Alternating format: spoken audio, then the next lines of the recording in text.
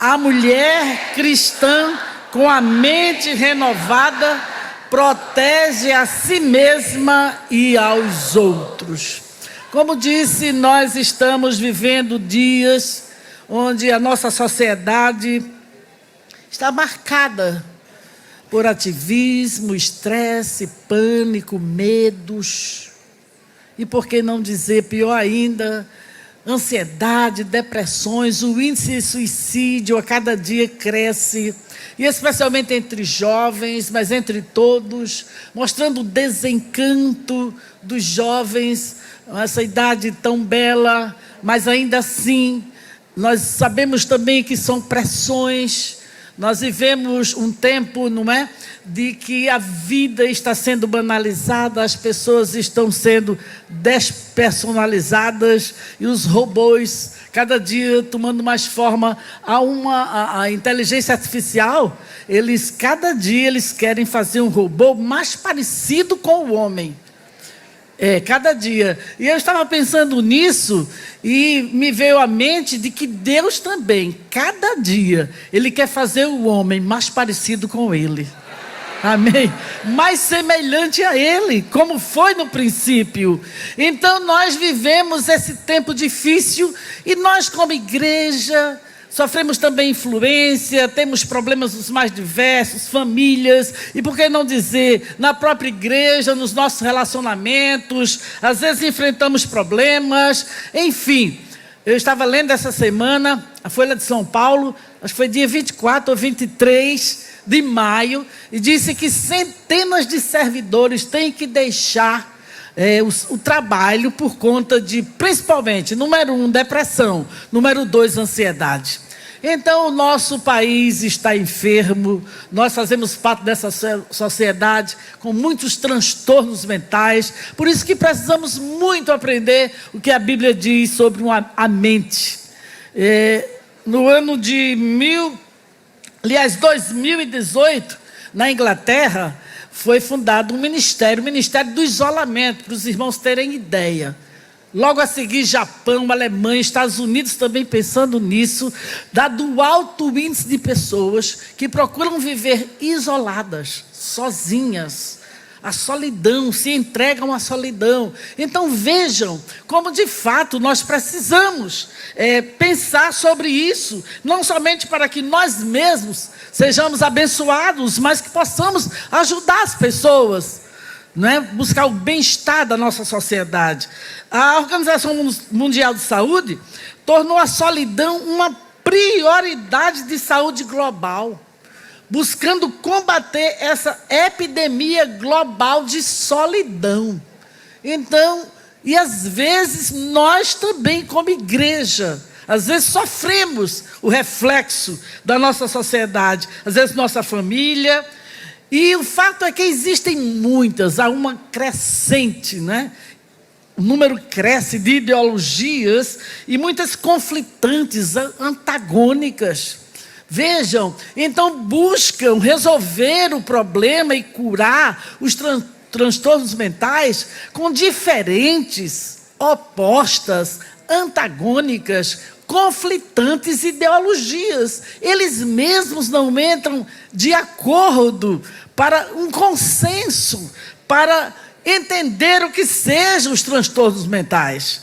E existe uma dessas ideologias que eu gostaria de pontuar, que é exatamente, ela diz que a autossuficiência, ou melhor ainda, a autotranscendência. Então, quando a pessoa, o ser humano se autotranscende, ele por si só, ele vai conseguir resolver o seu problema. Então, cada vez mais a sociedade fica autocentralizada, autossuficiente, egocêntrica. E a igreja tem a resposta. Qual seria realmente o verdadeiro caminho para que haja saúde? E não somente saúde, e não somente cura mental, mas uma renovação, como propomos aqui no nosso congresso, uma mente renovada. Na verdade, eu escolhi um texto bíblico Você pode abrir a sua Bíblia, por favor? Nós vamos caminhar um pouco nesse texto, na segunda carta de Paulo aos Coríntios, no capítulo 4, para que a gente entenda, porque Paulo aqui analisa vários aspectos da mente, e achei interessante esse texto, porque ele fala, não é, de uma mente que foi criada íntegra, a origem, como foi a origem da mente, uma mente criada íntegra, santa, reta, perfeita, mas que logo depois se corrompeu, mas que também Deus providenciou a iluminação para a mente, essa mente corrompida, e não somente a iluminação, mas também a renovação.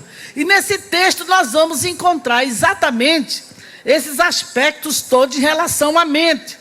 E eu vou ler alguns versículos com vocês. Gostaria que você estivesse participando comigo. Eu estou com uma versão NAA. É o capítulo 4 da segunda carta de Paulo aos Coríntios. E ele começa no versículo 1, dizendo: por isso, tendo este ministério, segundo a misericórdia que nos foi dada, não desanimamos. Diga comigo, por isso não desanimamos. Versículo 4, o 4 diz assim: nos quais o Deus deste século cegou o entendimento dos descrentes, para que não lhes resplandeça a luz do Evangelho, da glória de Cristo, o qual é a imagem de Deus. Diga comigo, o Deus deste século cegou a mente dos descrentes. Versículo 6. Porque Deus que disse, das trevas resplandeça a luz, Ele mesmo resplandeceu em nosso coração para a iluminação do conhecimento da glória de Deus na face de Jesus Cristo. Diga, Deus resplandeceu no meu coração. Mas diga com muita fé e com muita convicção o que foi que Deus fez na sua vida. Vamos lá? Deus resplandeceu no meu coração. Coração, mente. O coração é o centro, né? Onde estão pensamentos, sentimentos, emoções, vontade. É como se fosse, ele concatena todas essas ideias nessa expressão, coração. Versículo de número 7. Temos, porém, este tesouro em vasos de barro, para que se veja que a excelência do poder provém de Deus e não de nós. Diga, o tesouro é em vaso de barro. Tesouro é em vaso de barro. Muito bem. Versículo, agora vamos ler o texto de 13 a 18. 13 a 18 versículo. Tendo, porém, o mesmo espírito de fé, como está escrito, eu criei, por isso falei. Também nós cremos e por isso também falamos, sabendo que aquele que ressuscitou o Senhor Jesus, também nos ressuscitará com Jesus e nos apresentará juntamente com vocês. Porque tudo isso é para o bem de vocês, para que a graça, multiplicando-se, torne abundantes as ações de graças, por meio de muitos, para a glória de Deus. Diga comigo, para a glória de Deus. Verso 16. Por isso não desanimamos. Novamente, vamos. Por isso não desanimamos. Ele repete 3 vezes neste capítulo. Pelo contrário, mesmo que o nosso ser exterior se desgaste, o nosso ser interior se renova dia a dia. Porque a nossa leve e momentânea tribulação produz para nós um eterno peso de glória, acima de toda comparação. Na medida em que não olhamos para as coisas que se veem, mas para as que não se veem, porque as coisas que se veem são temporais, mas as que se não veem são eternas. Amém. Diga comigo, olhando para o que não se vê. Amém. Então, vamos ver esses vários aspectos que o apóstolo Paulo nos mostra aqui nesse capítulo 4. Então, nós queremos começar pontuando a mente que foi criada íntegra. Vejam que o apóstolo, ele fala aqui no versículo de número 16, que o nosso exterior, ainda que o nosso exterior se desgaste, o nosso interior se renova. E ele também diz, no versículo que lemos, que o tesouro está em vasos de barro.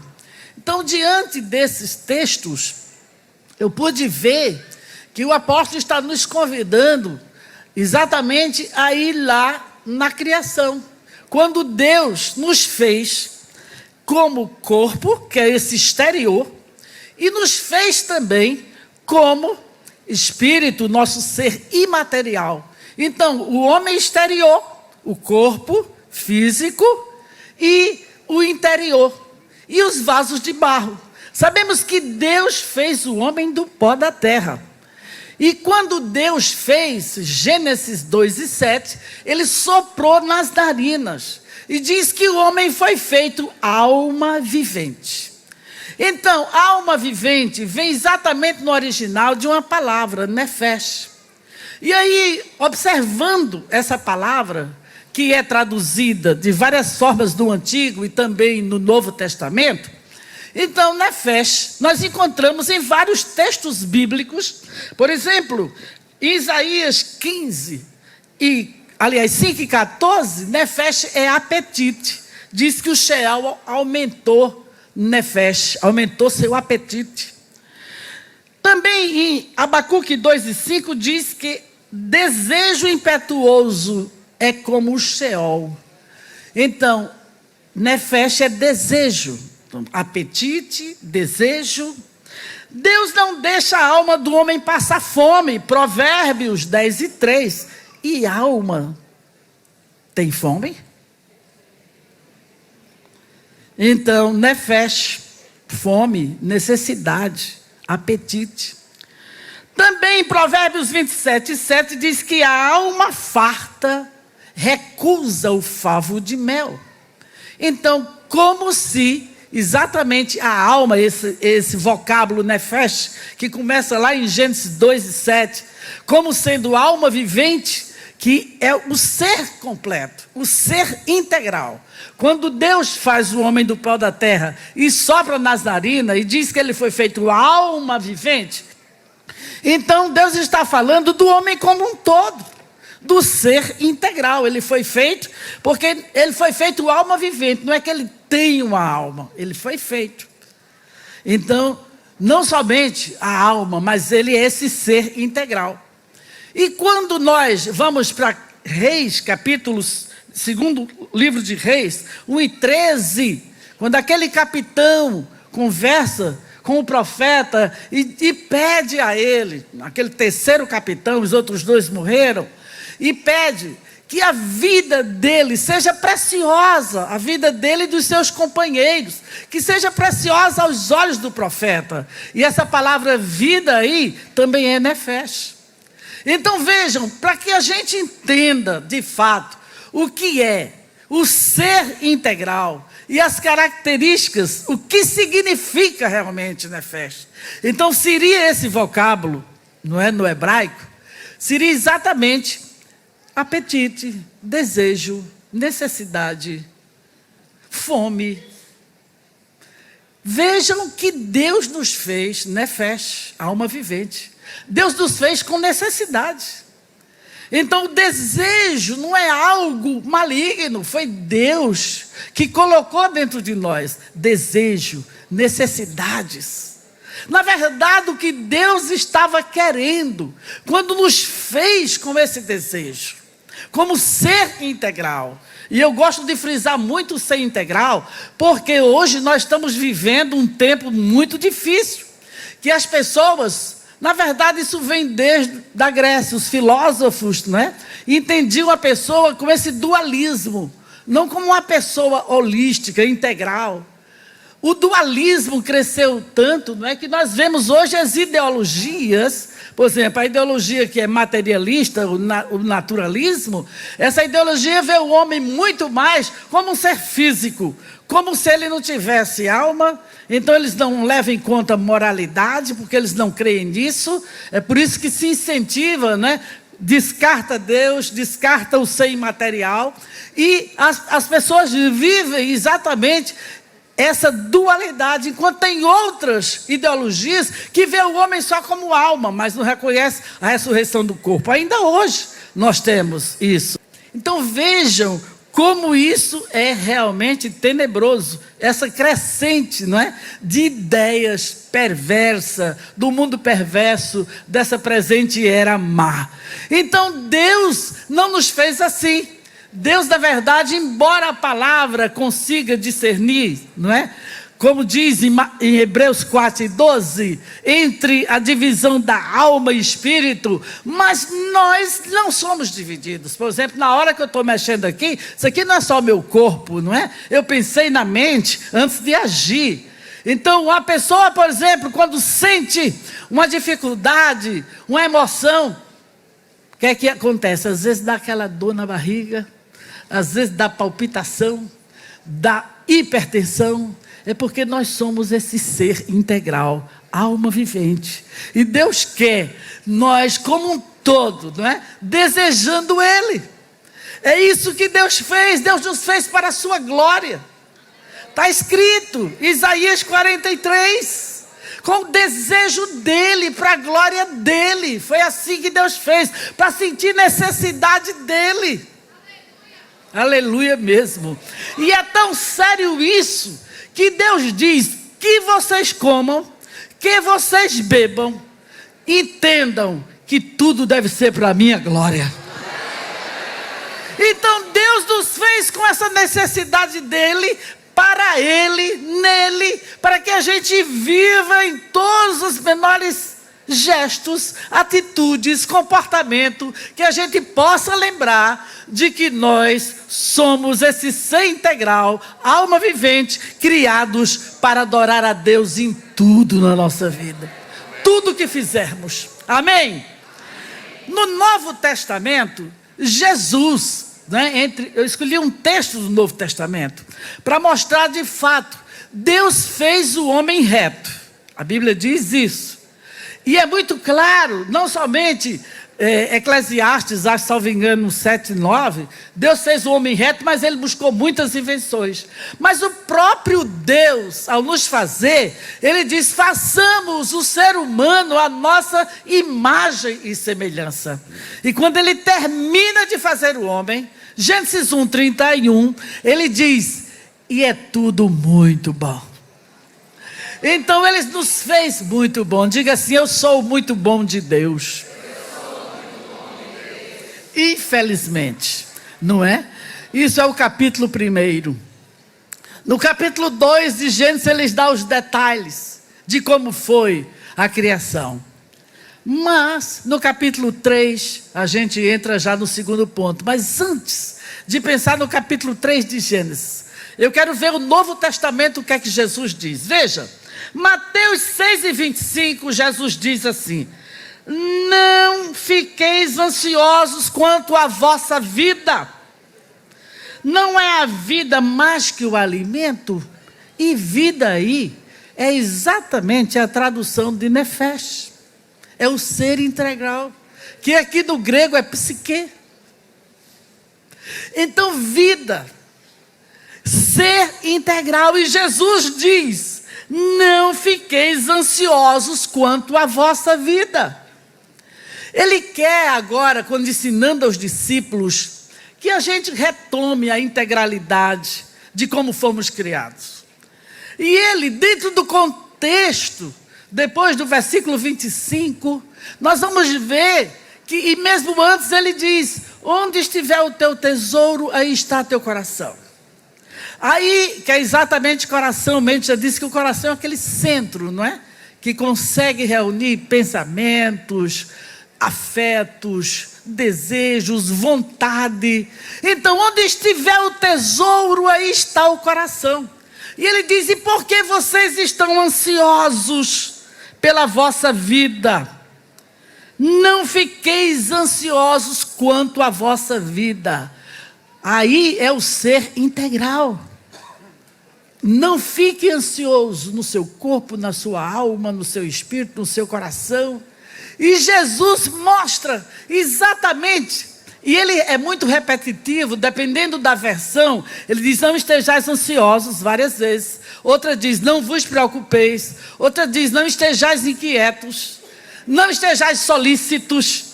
Então é a tradução de uma única palavra no grego, que significa mente dividida. Jesus está querendo que a gente retome a integralidade daquela mente que foi criada. E ele chama e diz: não fiquem ansiosos, a vida é muito mais que isso. E veja que ele vai falar dos desejos.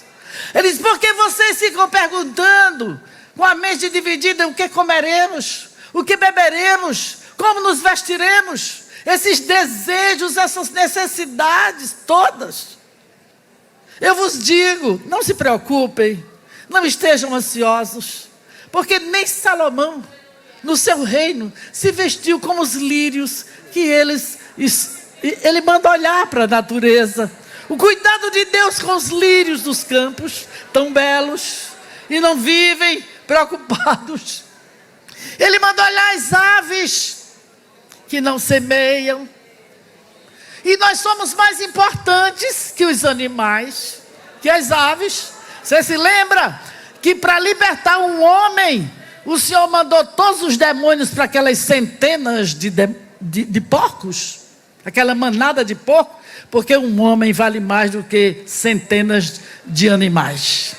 Infelizmente, não é isso que estamos aprendendo nas escolas. É como se o homem fosse semelhante aos animais. Não e não. Jesus, na sua palavra, nos mostra o diferencial. O homem é a coroa da criação. O homem foi feito imagem e semelhança de Deus.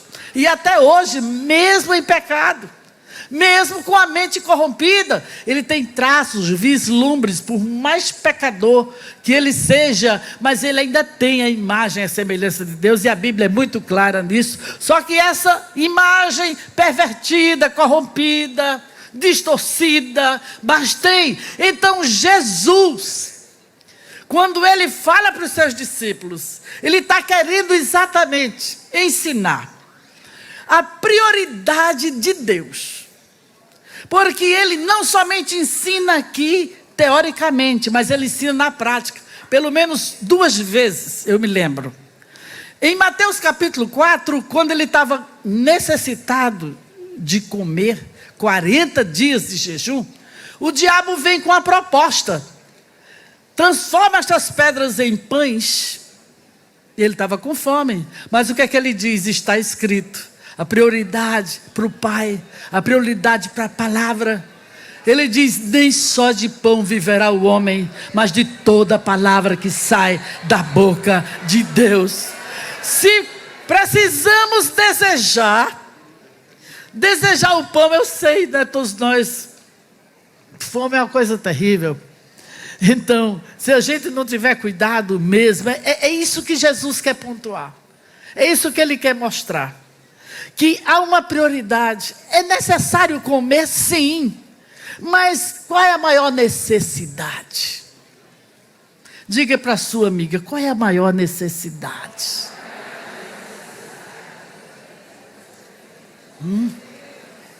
Em que, uma outra pergunta, em que consiste a vida? Faça a pergunta aí, vamos lá, reverbera aí. Em que consiste mesmo a vida?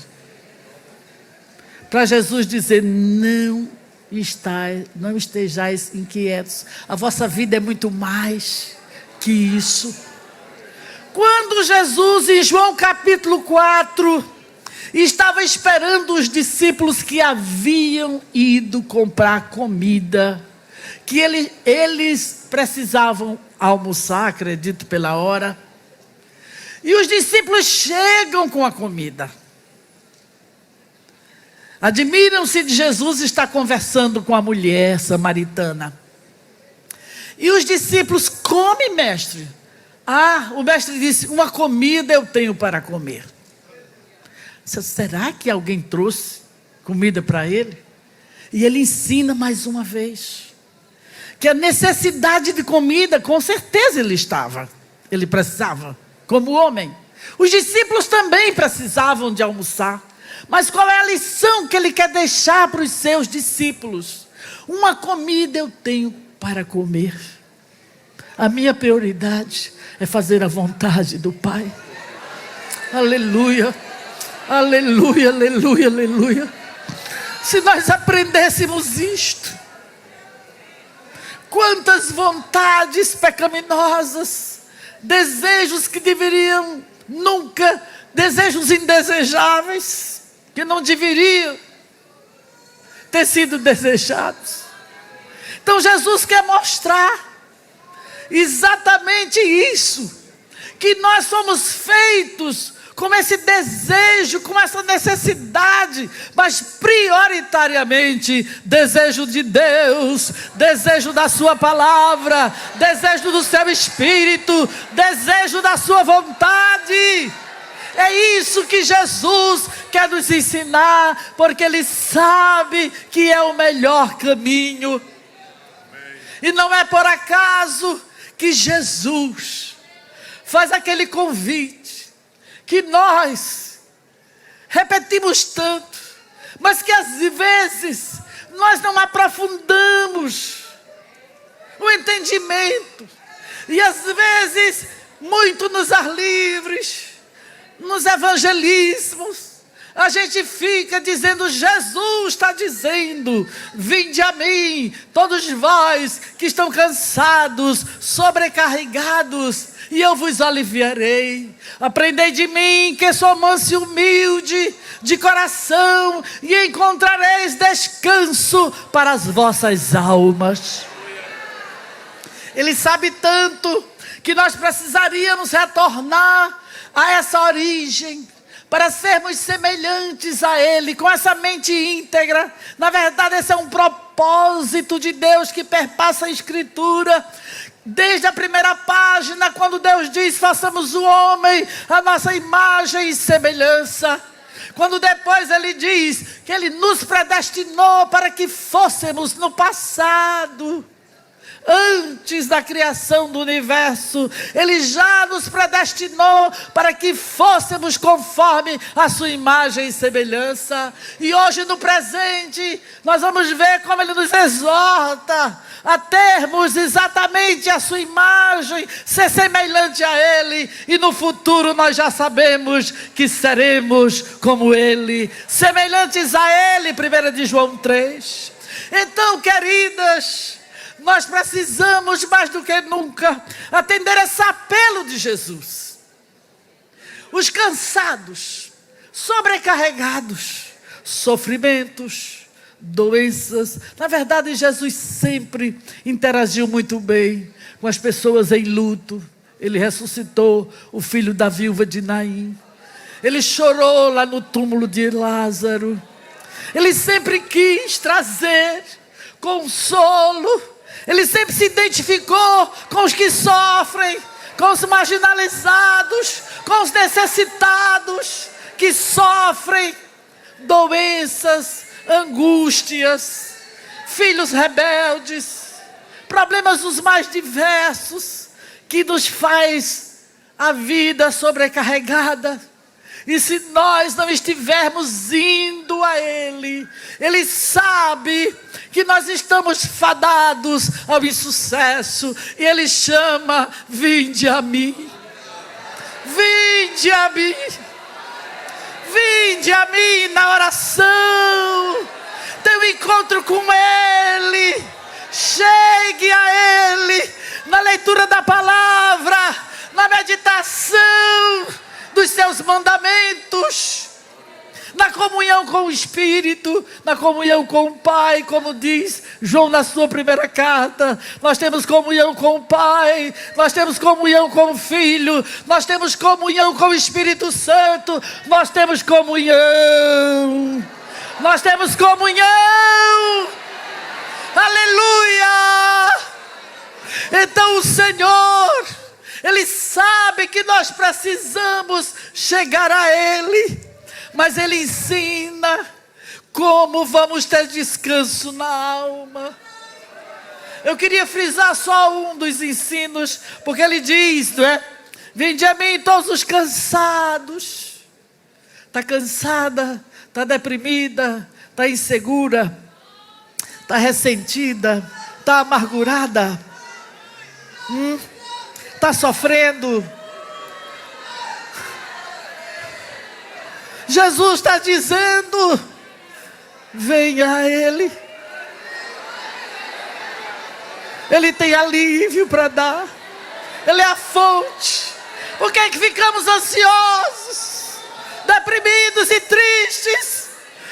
Porque não chegamos aos pés do Mestre como Maria de Betânia. Ficamos muitas vezes como Marta, muito ansiosa. Maria absorvia, ficava aos pés.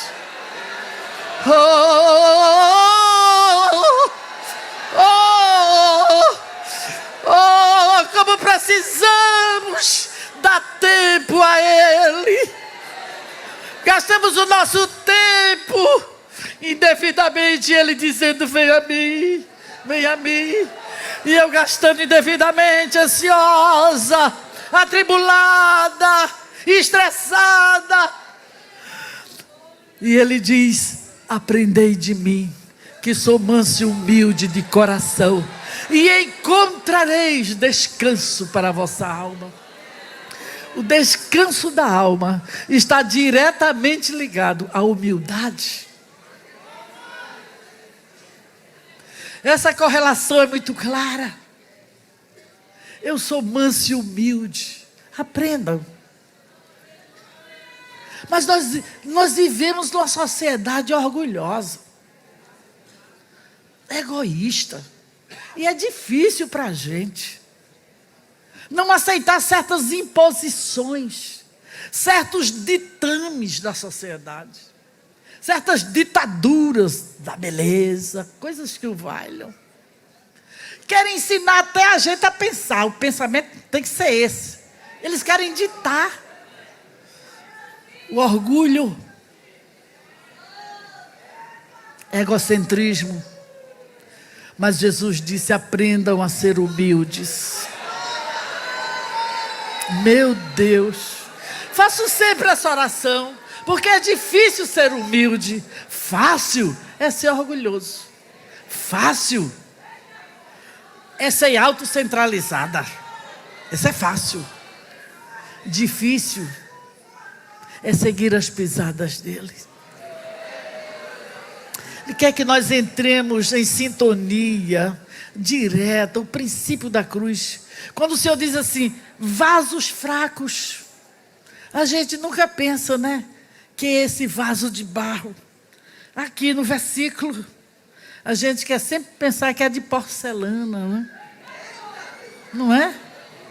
Somos de barro. O vaso de barro.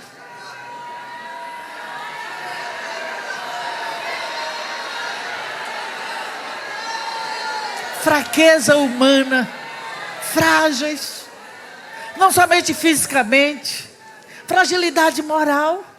Jesus disse: cuidado, porque o espírito está pronto, mas a carne é fraca. Falando dessa fraqueza moral, a fraqueza também, toda ordem.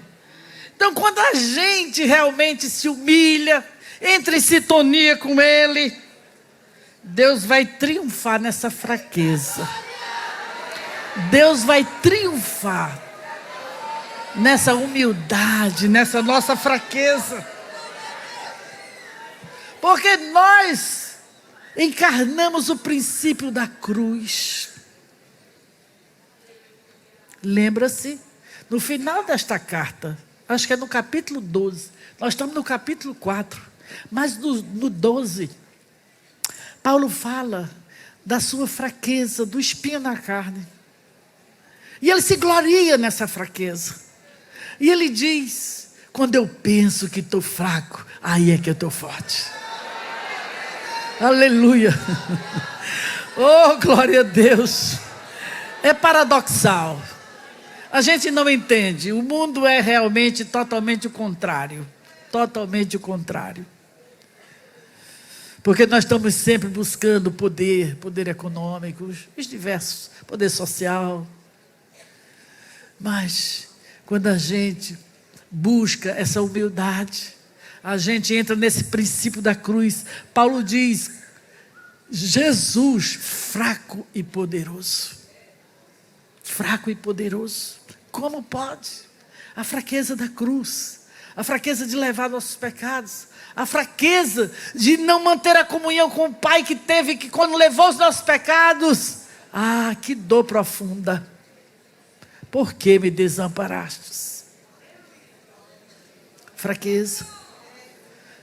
Mas, se nós de fato buscarmos essa humildade, pense, tudo que é honesto, se tem alguma coisa boa para pensar, pense em ser humilde. Pense nisso. Ore por isso. Peça ao Senhor, o Espírito Santo, que é o Espírito de fortaleza. Pense nisso. Vamos aprender com Jesus. Diga para a sua amiga, diga aí, vamos aprender a ser humilde com Jesus. Vamos dizer de novo, vamos aprender a ser humilde com Jesus. Meu Deus, aleluia, aleluia, aleluia, glória, glória ao Senhor. E vamos completar, agora vamos dizer, e assim acharemos descanso para a nossa alma.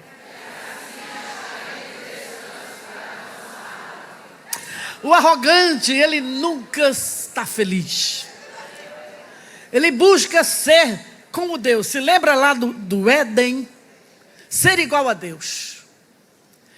A necessidade, a sede, a fome, o desejo é tão grande, que esse desejo se torna, ele quer que seja infinito, como Deus. E a gente pode ver isso, não é? Infinito. Nessa sexualidade que nós estamos assistindo aí, pervertida, as pessoas, uma sociedade hipersexualizada, onde o desejo dos vários tipos de sexo, não basta o que Deus disse, famílias de vários homens e mulheres, um homem para muitas mulheres, uma mulher para muitos homens, enfim, a gente sabe como essa sede de infinito, do ilimitado, na verdade, no fundo mesmo, a alma está precisando de Deus. O Espírito está gemendo, buscando esse limitado. É a busca de Deus sem que Ele perceba. No seu orgulho, dê glória a Deus, porque você pode perceber, porque nós podemos ver, porque nós podemos conhecer, e podemos achar descanso para a nossa alma em Jesus. Então a mente foi criada íntegra, e Jesus, ao voltar aqui da sua primeira vinda como Messias, ele veio exatamente com esse propósito de que nós pudéssemos voltar ao Pai. Por isso que ele é o caminho de acesso novamente ao Pai. E essa mente agora, sofrer um processo de iluminação que nós vamos continuar. Mas o segundo tipo de mente que o apóstolo fala aqui, falamos da mente íntegra conforme Deus criou, a sua imagem e semelhança, reto, santa, uma mente íntegra. Agora, no capítulo 3 de Gênesis, então, Eva é enganada, o seu marido também. Então, a cobiça, o desejo que não deveria ter sido, desejo, eu diria, indesejável, desejando o indesejável. Então, eles, com o pecado, a queda, a transgressão, a rebeldia, o orgulho, porque queria ser semelhante a Deus. Então, se tivesse tido humildade, certamente que não haveria esse problema. Então, enfim, mente corrompida, e é isso que Paulo diz aqui no texto, capítulo 4, como estamos analisando o texto, versículo de número 4, nos quais ele fala que ele prega a verdade, mas muitas pessoas não conseguem ver, não é? A manifestação da verdade, e esse evangelho que ele prega de forma tão clara, essa verdade está encoberta. E ele diz que está encoberta porque o Deus deste século cegou o entendimento dos descrentes, para que não lhes resplandeça a luz do evangelho da glória de Cristo, o qual é a imagem de Deus. Então, segundo aspecto da mente, mente corrompida. A gente pensa que a mente corrompida é só de uma pessoa que ainda não foi regenerada. Mas está muito claro na Escritura que nós, é tanto que Paulo diz, eu quero apresentar vocês como uma virgem pura, mas eu temo que vocês também não sejam enganados com as astúcias, como Eva foi enganada, as intenções, os ardis malignos, que vocês também não sejam enganados. Então ele estava escrevendo à igreja, e ele sabia. A gente pode ver isso, por exemplo, no ministério de Jesus. Pedro, no capítulo 16 de Mateus, ele tem uma revelação do Pai, e diz, tu és o Cristo, Filho do Deus vivo. Aí Jesus diz, não te revelou a carne nem o sangue. Mas Jesus continua conversando, e fala da sua morte, que ele tem que morrer. Aí Pedro diz, não fale assim, tenha compaixão de si mesmo. De repente, uma mente que estava sendo usada pelo Pai, de repente, Jesus diz, para trás de mim, Satanás, você não sabe. Então, nós precisamos vigiar.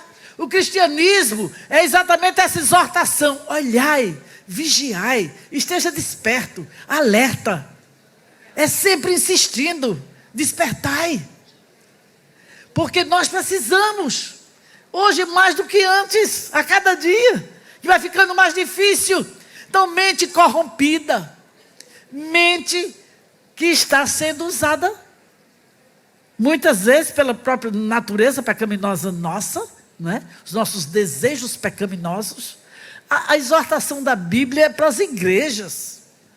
Paulo exorta, Deus também, Pedro, para que a gente tenha, por exemplo, Deuteronômio, Deus adverte, capítulo 11, versículo 16, não deixem seu coração, Deus está falando para o seu povo, e Deus dizia, não deixem seu coração ser enganado, levando-os a afastar do Senhor, e a adorar outros deuses. Era Deus dizendo para o seu povo. Paulo, muito repetitivo também, sempre exortando. Pedro, também. Estão aí as várias referências para você analisar lá na sua casa, que não dá tempo a gente ver, mas a gente colocou aqui, e você depois pode reler e estudar esses textos. Enfim, nós, como crentes, embora já tenhamos experimentado a regeneração, já façamos parte de uma nova humanidade, porque estamos olhando para o homem perfeito que é Jesus. De Adão nós herdamos o pecado, a herança adâmica, que ainda está conosco. A presença do pecado, só no céu nós vamos estar livres da presença do pecado. Hoje nós estamos livres do pecado, capítulo 6 de Romanos. E o apóstolo diz que nós já nos despojamos do velho, devemos revestir do novo, sejamos renovados. Escrevendo aos Colossenses 3:10, Paulo diz, nós estamos nos refazendo, o Deus que refaz. Então aquela mente criada, íntegra, que foi corrompida, o Senhor refaz. Ele vai refazendo o nosso ser.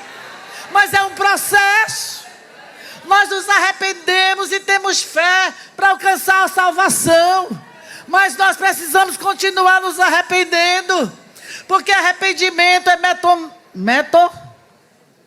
metanoia. Mudança de mente. Arrependimento. Às vezes a gente pensa que arrependimento é só aquela hora que a gente vem e confessa Jesus como Salvador.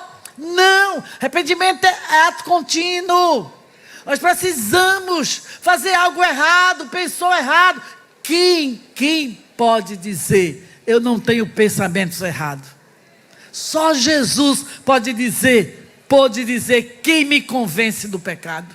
Mas todos nós, ainda hoje, às vezes nem queremos pensar, mas vem um pensamento errado. Nós precisamos alimentar e cultivar aquele pensamento? Não. É aí onde entra. Nós temos que mudar essa ideia que vem à nossa mente. Então, arrependimento, nós precisamos entender. E muitas vezes nós esquecemos disso. Por isso que Jesus disse, a carne é fraca, a fragilidade, a natureza é pecaminosa. Nós estamos realmente sujeitos ao pecado. Graças a Deus, que Ele nos dará vitória por nosso Senhor Jesus Cristo. Sim, Paulo termina exatamente, acho que é Romanos capítulo de número 6, né? Ou 7, é o 7. Que ele termina, né? Porque no capítulo 6, ele fala da nossa liberdade do pecado. E ele realmente é encantador, porque ele diz, agora, vocês não são mais dominados pelo pecado. Estamos livres da lei, do pecado e da morte. Capítulo 7, livres da lei, que não tinha condição de nos ajudar a vencer o pecado. Somente apontou, somente mostrou o pecado. E no capítulo 8 ele nos ensina, nós estamos livres da morte em Cristo Jesus. Mas enquanto aqui estivermos, nós ainda temos essa fragilidade. E precisamos buscar ao Senhor. Não é por acaso, não é? Que Paulo ensina como cultivar o pensamento, que tipo de pensamento devemos cultivar. Então, mente corrompida, o Deus deste século ainda tem acesso à nossa mente. Quisera Deus que Ele não tivesse, mas Ele ainda tem acesso à nossa mente. Diga misericórdia. Misericórdia. Tanto o Deus deste século tem acesso à nossa mente, como a nossa própria natureza pecaminosa, que está dentro de nós. Embora sejamos livres do pecado, o pecado não nos domina. Ele não pode mais chegar como aquele senhor tirano para nos aprisionar. Porque agora nós estamos livres do pecado, não somos mais servos do pecado. Quantas servas do Senhor tem aqui? Agora somos servos de Jesus, e Ele é o Senhor. Para ser servo, estamos submissos ao seu senhorio, ao seu governo, ao seu domínio. E às vezes não ficamos debaixo desse... Obrigado, pastor. Não ficamos debaixo desse domínio do Senhor. Então, mente corrompida, ainda estamos sujeitos a isso, e Deus nos exorta. Eu acho interessante o livro de Ezequiel. O profeta Ezequiel, no capítulo 14, 13 vezes, ele é muito repetitivo. É Deus dizendo que nós estamos dizendo para o seu povo que o povo estava cheio de ídolos no coração. Povo de Deus, mas estavam cheios de ídolos no coração. Às vezes a gente pensa em ídolo só como algo visível, que se pode palpar, tocar, como imagens. Mas os piores ídolos são exatamente aqueles que a gente nem percebe que está dentro do nosso coração. Esses são os piores. Que está dentro do nosso coração. Desejos, vontades, que não são vontade de Deus. Porque compete, ídolo é tudo aquilo que compete com Deus, gente. É tudo isso que compete. Então Deus quer assim, mas eu digo não. Então aquele meu desejo, aquela minha vontade compete com a vontade de Deus. E o meu coração muitas vezes obedece mais aquele desejo pecaminoso do que o desejo que Deus tem para nós, do que a vontade de Deus. Então, ídolos no coração. E nós vivemos, tem alguns livros que tem um livro chamado Ídolos do Coração, tem outro, Deuses, que é muito bom, Timothy Keller, se eu não estou enganada, não é muito bom, para que a gente entenda realmente essa busca de celebridade, não é? Personalidade, esse foco que a gente dá hoje. E a gente tira o foco de Deus para colocar nesses ídolos. Ditadura da beleza, autoimagem superestimada, superestimação. Ah, você está assim porque você precisa de uma imagem, da imagem de Deus. É essa que você precisa. Imagem e semelhança. É essa. Mas eles querem ditar. Por isso que o texto que foi escolhido diz que nós precisamos rejeitar, tomando a forma não do mundo. E vejam que essa questão da autoestima, não é? A mente corrompida, que leva a isso, no texto escolhido de Romanos capítulo 12, eu poderia passar lá rapidamente, Romanos capítulo 12, para a gente ver exatamente isto. Vejam, Romanos 12, versículo 3. Porque pela graça que me foi dada, digo a cada um de vocês, que não pense de si mesmo além do que convém. Pelo contrário, pense com moderação, segundo a medida da fé, que Deus repartiu a cada um. Então, o apóstolo está exortando que a gente não pense acerca da gente algo que de fato a gente não é. E é isso que estão nos ensinando. Ah, o problema da depressão é muito mais isso. As pessoas não amam mais a si mesmas. Não encontro, não sei se algum irmão aqui já encontrou na Bíblia. Ame a você mesmo. Esse mandamento tem? Não tem. Até porque a gente já ama demais. O orgulho, né? A gente já... O que é que a Bíblia diz? Amar o Senhor sobre todas as coisas e ao próximo como a si mesmo. Porque a Bíblia já entende que nós já amamos a nós mesmos. Mas hoje está se insuflando, procurando levar para as pessoas essa ideia de que ela tem que aumentar esse amor próprio, o amor a si mesmo. E foi esse mesmo amor. Adão e Eva se amaram tanto que se acharam tão pequenos e queriam ser igual a Deus. Então nós precisamos compreender que esses deuses modernos que estão competindo dentro de nós.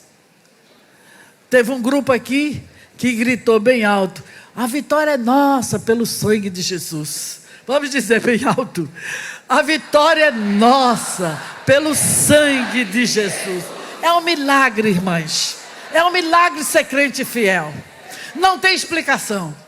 Por isso que os discípulos perguntaram: e quem pode se salvar? Aí Jesus disse assim: o que é impossível aos homens é possível para Deus. O Senhor nos ajuda, o Senhor nos fortifica, nos fortalece, nos encaminha, nos guia, nos orienta. Mas nós vivemos debaixo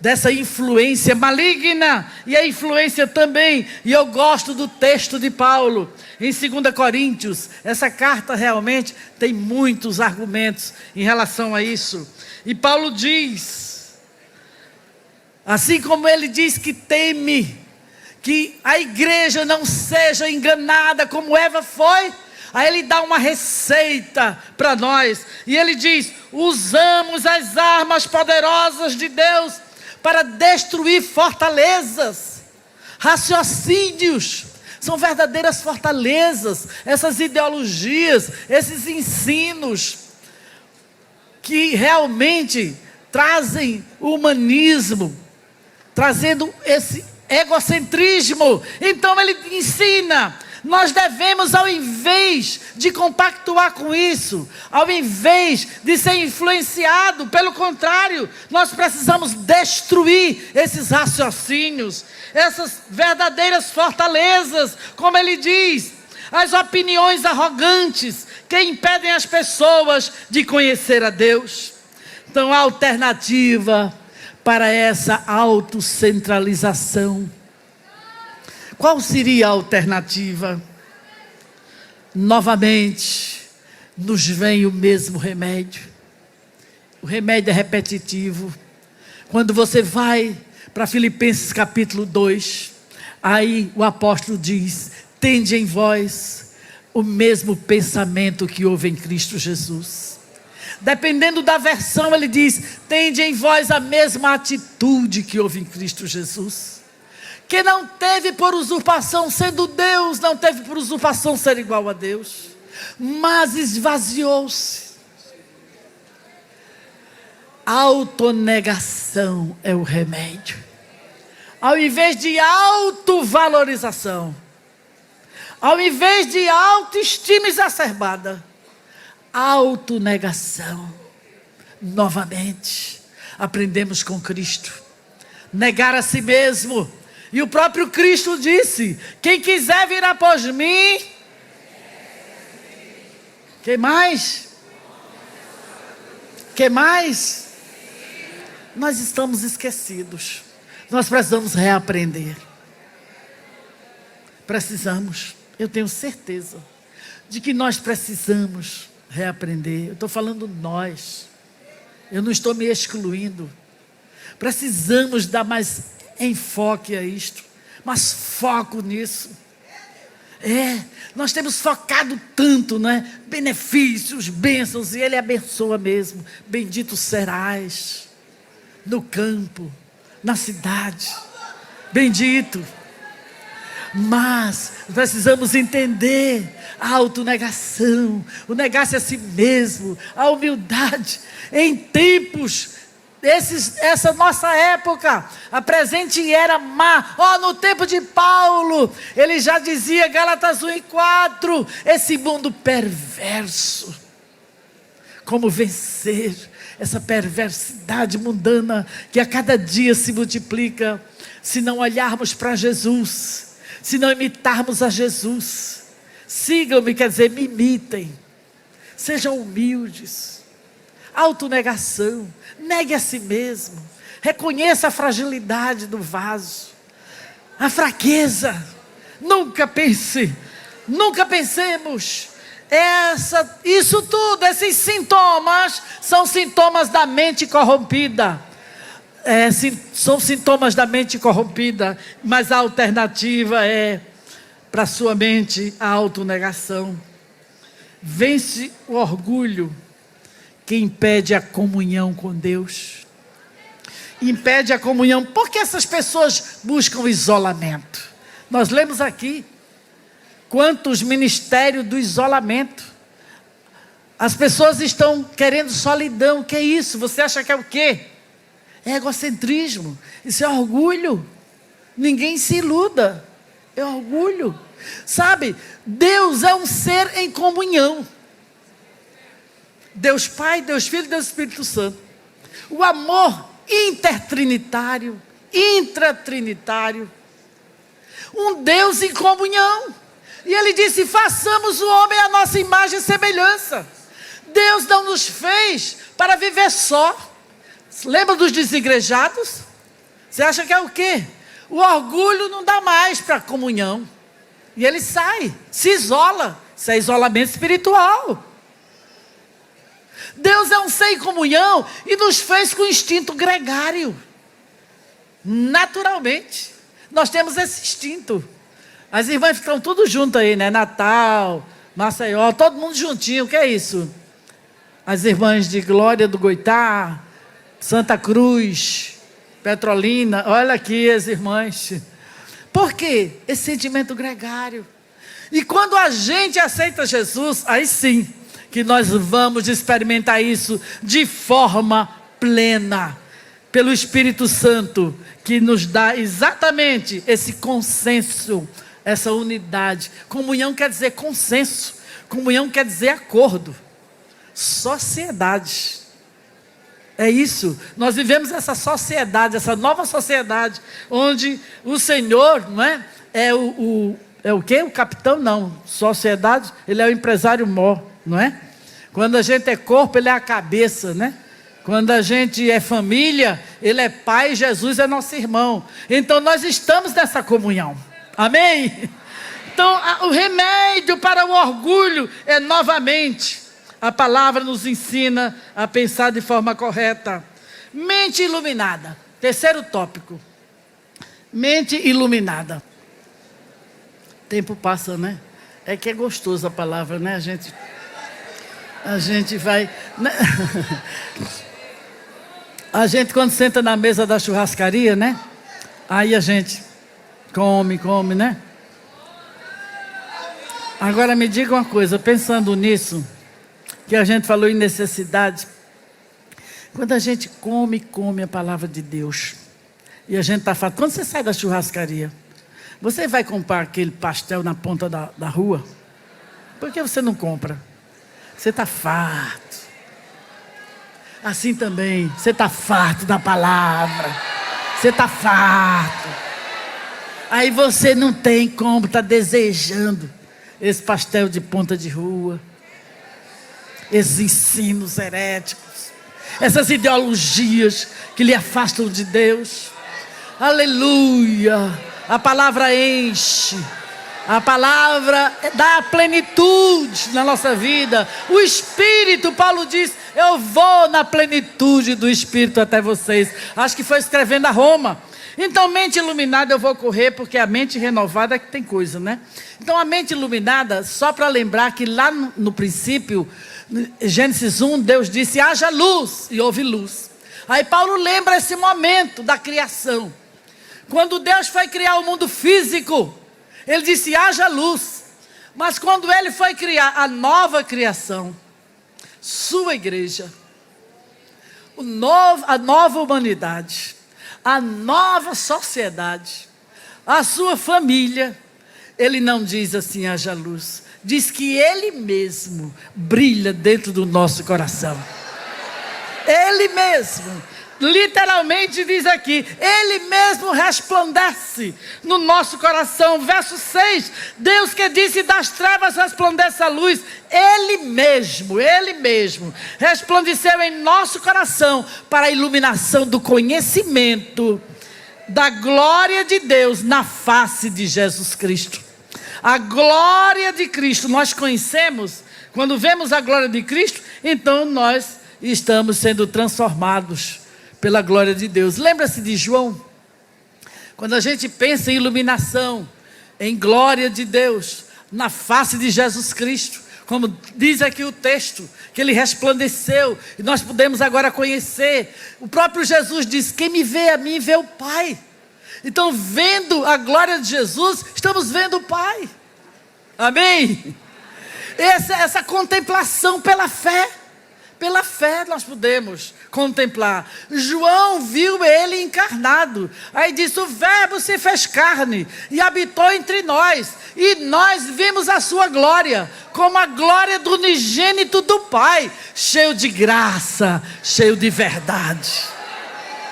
É graça e verdade. Não é só graça, é também verdade. É a verdade, é a luz da verdade. A verdade, ela é vida e é luz. Então nós hoje também, pela fé, nós podemos dizer como João, nós vimos. Quantos já viram o Senhor pela fé? Quantos já viram o resplendor dessa glória? E Ele mesmo, na hora que a gente foi salvo, resplandeceu a glória transformadora de Deus na nossa vida, a regeneração, a justificação, a santificação, e o Senhor foi fazendo e está ainda fazendo nesse processo. Então somos iluminados, mente íntegra, ao ser criada, mente corrompida pelo pecado, por Adão, mente iluminada. Por último, mente renovada. E a mente renovada começa no versículo de número 13. Versículo de número 13 começa a mente renovada. E ele diz: o mesmo espírito de fé.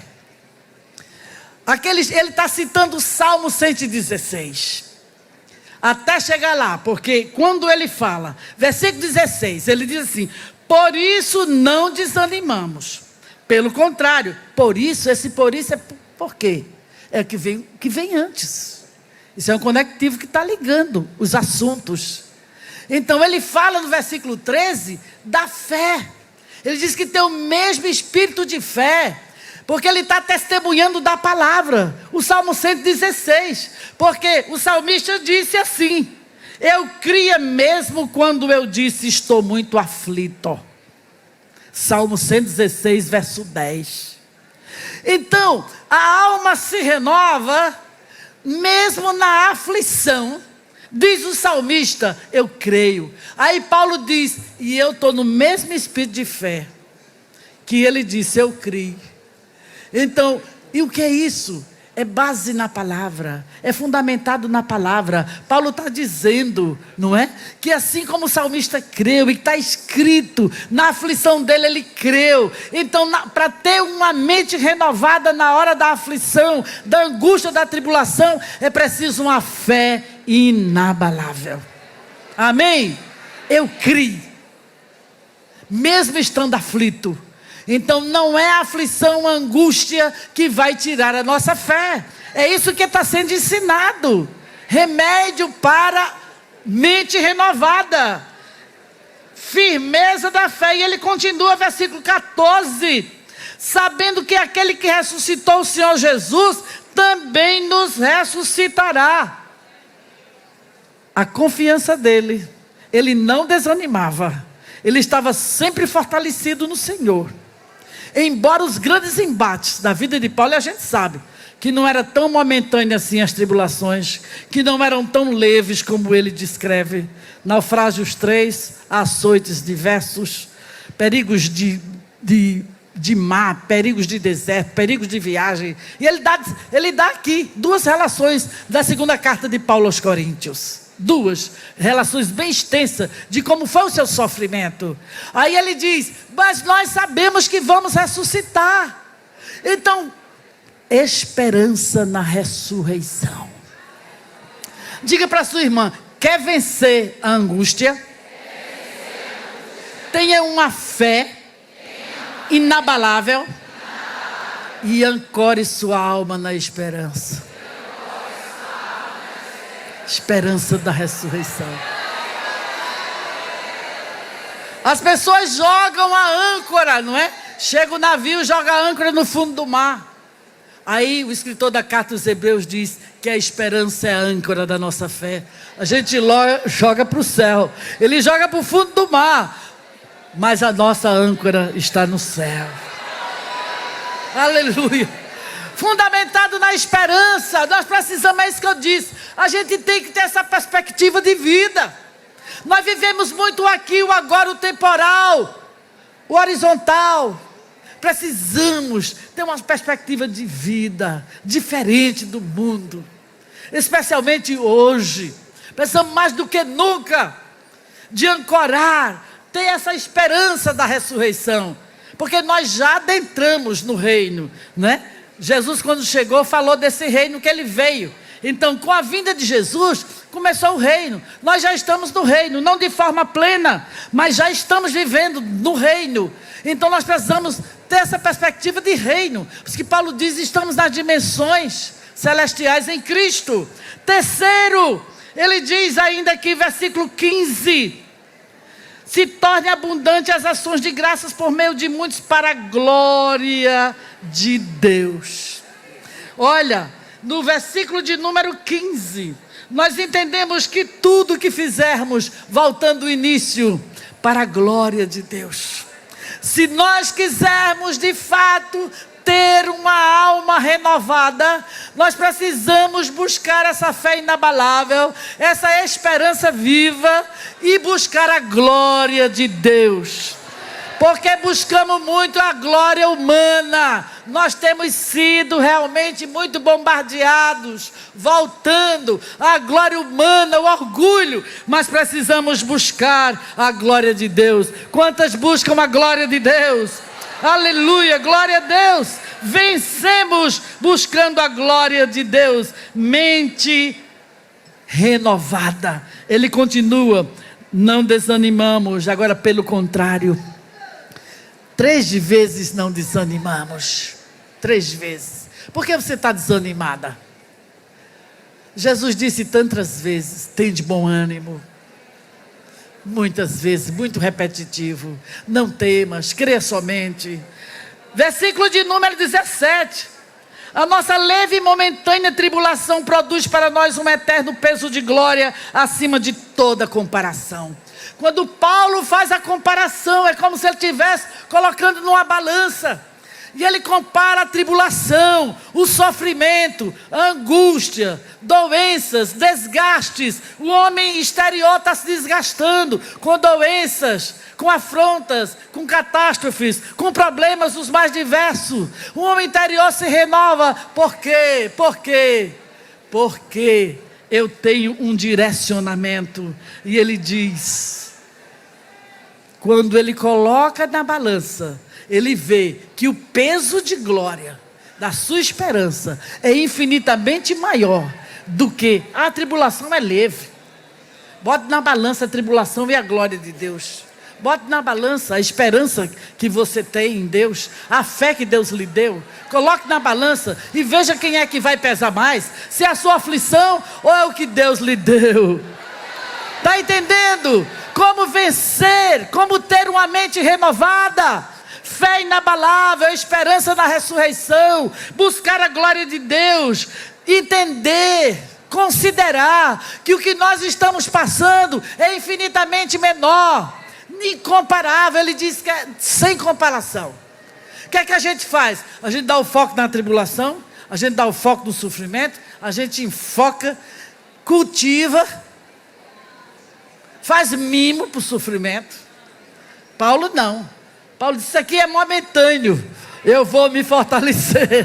Pensar na ressurreição, pensa na ressurreição, naquilo que temos. E ele encerra dizendo, na medida em que não olhamos para as coisas que se veem, mas para as que se não veem, porque as que se veem são temporais, e as que se não veem são eternas.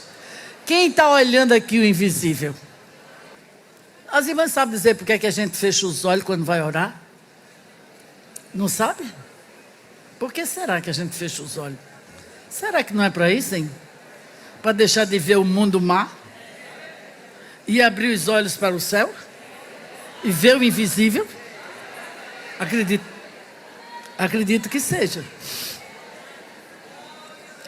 Que com os olhos abertos e andando na rua, o que é que a gente vê? O que a gente vê no mundo? Então precisamos colocar os nossos olhos no invisível. É isso que Deus está nos mandando fazer. E é exatamente, voltando agora ao capítulo 3. Nós também, Paulo começa no versículo 1, não desanimamos. E sabe, ele termina o 3 com a transformação do Espírito Santo. O Espírito Santo também tem um trabalho gigantesco para fazer na nossa vida. E Paulo diz, antes, quando ele começa o versículo 1, e ele diz, por esse ministério, e ele acabou de falar no ministério do Espírito Santo. Vejo muitas interpretações e não tenho nada contra, que esse ministério é o ministério dele, de pregação. Tudo bem, mas será que a gente também não pode fazer um link com o ministério do Espírito Santo, do capítulo 3? Porque o capítulo 3 inteiro é um contraste entre a nova aliança e a antiga aliança, entre o ministério da lei e o ministério do Espírito Santo. E ele diz que a liberdade que o Espírito Santo, capítulo 3, versículo de número 17. Ora, este Senhor E ele acabou de falar no ministério do Espírito Santo, no versículo de número 8. Como não será de maior glória o ministério do Espírito Santo? Nós não estamos mais na lei. Nós estamos agora debaixo do comando do Espírito. Amém? Todos os que são filhos de Deus, eles são guiados pelo Espírito de Deus. Nós somos guiados pelo Espírito de Deus. E o Espírito de Deus faz o quê na nossa vida? Ora, este Senhor que é o Espírito, e onde está o Espírito do Senhor, aí a liberdade. E todos nós, com o rosto descoberto, contemplando a glória do Senhor, somos transformados de glória em glória, na sua própria imagem. Vamos voltar para o começo. Começamos na mente íntegra. Nós somos transformados pelo Espírito com glória cada vez maior. Dê glória a Deus por isso. O trabalho do Espírito não é com glória cada vez menor, retroagindo, não. Ele até faz essa comparação, porque no tempo de Moisés, a glória ia se desvanecendo. O povo nem aguentava olhar para Moisés, e a glória ia desaparecendo. Mas agora, a glória vai aumentar. A glória vai aumentar. A glória vai aumentar. E muito mais quando chegarmos no céu, numa glória plena. Então o Espírito Santo vai nos renovando de tal forma que nós vamos sendo conforme a imagem de Deus. É isso que Deus quer. O propósito de Deus numa mente renovada é exatamente que nós voltemos ao início, como Deus era. Como Deus fez, nos fez. Agora, para concluir, você poderia ficar de pé? Pode ser, pastor? Vamos ficar de pé. Para concluir, na verdade, o propósito de Deus agora, como no tempo, não é? De Israel, ele tinha o povo de Deus chamado Israel. Hoje ele tem a igreja. Eu vou lá para o nosso texto de Romanos 12. Mas antes de passar no 12, eu vou passar no 8. Romanos 8. Para que a gente entenda o propósito final de Deus. E o texto escolhido nos ajuda nisso, dessa mente renovada, para quê? Romanos 8, versículo de número 20, versículo de número 29, eu vou ler aqui. Pois aqueles que Deus de antemão conheceu, Ele também predestinou, para serem conforme a imagem de seu Filho, a fim de que Ele seja o primogênito entre muitos irmãos. Então vejam bem, Ele nos predestinou com esse propósito, para que nós sejamos conforme a sua imagem, e Ele seja o primogênito entre muitos irmãos. Então nós somos irmãs de Jesus. E ele disse isso: quem é minha mãe e quem são meus irmãos? Os que fazem a minha vontade. E aqui diz que a intenção de Deus é essa. Quando a gente vem para Romanos 12, veja o link.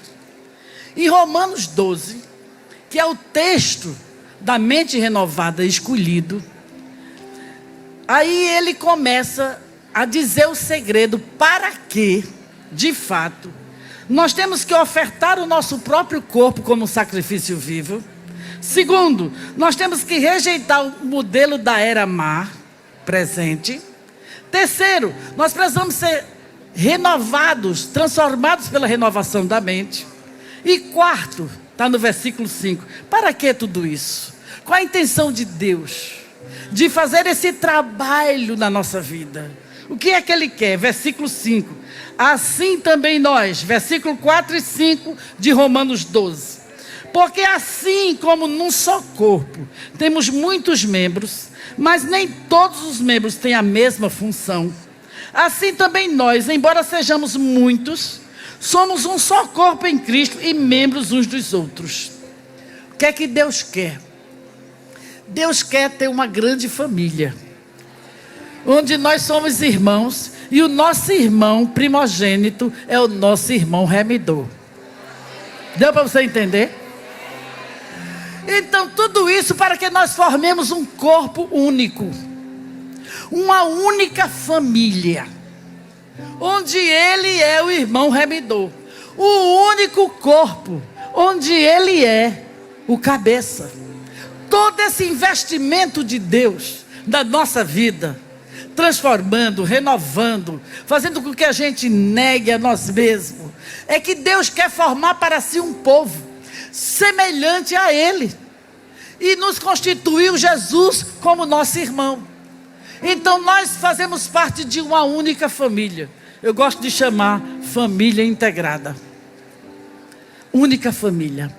Quantas realmente aqui a sua irmã é da sua família?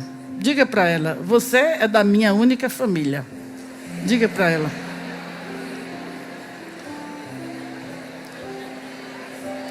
O que eu acho mais bonito, irmãos, nessa família única, mas composta, diversidade, temos negros, brancos, amarelos, pobres, ricos, o que se chama de feio, que não tem ninguém feio, bonito.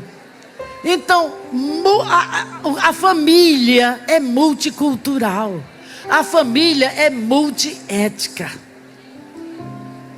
Então nós fazemos parte, fomos feitos, nós temos uma só fé, porque o que fundamenta essa unidade é a fé. Paulo está falando disso, mas quando ele fala a carta aos Efésios, ele fala em 7 elos que unem essa família. Mas eu quero pensar aqui: uma só fé, um só Senhor, uma só esperança, um só Pai, um só Espírito. E estamos ou não estamos unidas? Esse efeito de cooperação, de comunhão, que deve haver entre nós. E hoje mais do que nunca eu quero abrir um parênteses aqui, me permitam. Todo relacionamento tem problema. Tem. Marido e mulher, por mais unido, mais amor. É como o alimento. Nós comemos o alimento. Por mais gostoso, por mais de primeira qualidade que ele seja, por mais caro que ele seja, ele vai dar um resultado inevitável. Os dejetos, matéria fecal. É inevitável. Gosto de fazer essa comparação. Aquele mau cheiro. Mas nós temos o bom cheiro de Cristo. Os nossos relacionamentos, queiramos ou não, vai ter dejetos. E o que é que a gente faz com os dejetos? O que é que a gente faz? Vai no banheiro, deixa sem dar descarga? Quem quer? Só quando falta água é um terror. mas tem água junta, né? Então, eu quero fazer essa comparação para a gente compreender a necessidade da união, de ser essa família única. Porque mesmo nos nossos relacionamentos, mulheres, que temos, não é, essas dificuldades, nós não podemos alimentar. A gente lá chama mimimi, não sei se aqui também, não é? Esse mimimi, esses problemas que temos. Nós temos alguns lá também. Já essa semana eu cheguei no vídeo de uma irmã, disse: querida, tem o bom cheiro de Cristo lá no seu conjunto, no vidinho dela. Porque nós temos, queridas, mas nós queremos pedir a Deus. Eu quero encerrar com uma oração, pedindo mesmo ao Senhor, que nós possamos fazer jus a esse investimento de Deus na nossa vida, e cujo propósito é formar essa grande família, e no céu nós vamos estar juntos, todos nós vamos cantar um só hino. Qual é o hino? Digno é o Cordeiro, digno é o Cordeiro. É pela dignidade dele que nós vamos estar lá entoando o hino ao Cordeiro, numa grande família de todas as nações, povos, línguas, que ele comprou com o seu sangue. O sangue de Jesus nos purifica de todo pecado. Nós temos as ferramentas necessárias, o Espírito Santo, Espírito de fortaleza, que faz com que nós estejamos com glória cada vez maior. Amém? Vamos orar, para que essa glória que o Espírito Santo reparte, nós estejamos realmente desfrutando dela cada vez mais, e assim nós voltaremos a ter aquela imagem, a nossa mente vai ficar mais íntegra como Deus criou,